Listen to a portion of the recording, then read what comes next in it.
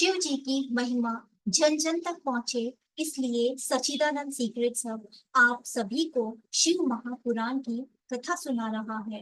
अगर आप भी शिव भक्त हैं, तो किसी दूसरे शिव भक्त की को इस वीडियो को शेयर करें और शिव जी और माता जी की कृपा के पात्र बने। हर हर महादेव। ब्रह्मा जी का उपदेश। सूत जी बोले, पूर्व काल में जब कल्पों का नाश हो गया और बाद में पुनः इस कल्प का उदय हुआ, तो 6 कुलीन मुनियों ने सृष्टि के प्रारंभ होने पर विचार किया कि सब सबसे परे है या नहीं। इसका निर्णय कराने के लिए ये ब्राह्मण ब्रह्मा जी के पास गए। ब्रह्मा जी ने बताया कि जो सर्वप्रथम उत्पन्न हुआ है, उसमें मन वाणी की कोई गति नहीं है, तथा जो ब्रह्मा, इंद्र और शिव आदि महाभूतों और इंद्रियों की उत्पत्ति एवं समस्त संसार को पैदा करने वाला है, वही सबसे परे है। ऐसे सर्वज्ञ जगदीश्वर महादेव ही है, जो भक्ति के द्वारा दर्शन देते हैं। रुद्र आदि देव भी उनके दर्शन को की अभिलाषा रखते हैं। उनकी भक्ति करने से ही उनके प्रसाद की प्राप्ति होती है। जैसे बीज से अंकुर और अंकुर से बीज बनता है। ब्रह्मा जी ने कहा, अगर आप लोग महादेव जी की प्रसन्नता हेतु एक दीर्घ यज्ञ करिए, जिसमें शिव जी की कृपा से आपको साध्य और साधन का ज्ञान प्राप्त होगा। मुनियों ने पूछा, हे भगवान, यह साध्य और साधन क्या है? ब्रह्मा जी ने कहा, साध्य शिव पद है और साधन उनकी सेवा करना है। वेद विधि द्वारा उनकी आराधना करने पर उनकी प्राप्ति होती है। जो जैसा करता है वे उसे वैसा ही फल प्राप्त होता है। कान से सुनना, मुंह से कहना तथा मन से मनन करना भी एक महान साधन है, क्योंकि महेश्वर हमेशा सुनने, कीर्तन करने तथा मनन करने योग्य है। इसलिए साध्य तक पहुंचने के लिए साधन पर जुट जाना चाहिए। गुरु के द्वारा शिव योग को प्राप्त करना चाहिए। पहले कुछ कलेश उत्पन्न हो सकता है, परंतु बाद में परमानंद की प्राप्ति होती है। सनत कुमार व्यास संवाद।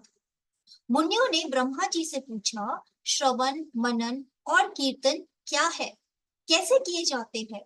ब्रह्मा जी ने उत्तर दिया, ईश्वर के रूप, गुण, नाम और उनकी लीलाओं से अपनी पूजा और जप द्वारा रुचि उत्पन्न करना एवं लगातार युक्तियों सहित अपने मन को उनके सामने करना मनन कहलाता है। परब्रह्मा महादेवी जी या शंभु भगवान के नामों को बार बार लेना या जप करना ही कीर्तन कहलाता है। दृढ़ता से भगवान संबंधी शब्दों को कानों से सुनना श्री श्रवण है। सत्संग में बैठकर महादेव जी के कृपा से श्रवण और कीर्तन करके उसका मनन करे, तो यह सर्वोत्तम मनन है। इससे हमारी आत्मा पवित्र रहती है। सूत जी बोले, हे मुनियों, मैं इस साधन के बारे में एक प्राचीन इतिहास सुनाता हूँ, उसे सुनो। एक बार सरस्वती के तट पर मेरे गुरुदेव भगवान वेद व्यास जी तप कर रहे थे। वहां पर सनत कुमार जी ने उनसे पूछा, हे भगवान, शिव जी तो आपके प्रत्यक्ष सहायक है, फिर आप ऐसा कठोर तप क्यों कर रहे हैं? व्यास जी ने उत्तर दिया, मैं अपनी मुक्ति के लिए तप कर रहा हूँ। तब सनत कुमार जी ने कहा, ऐसा ही भ्रम मुझे भी हुआ था।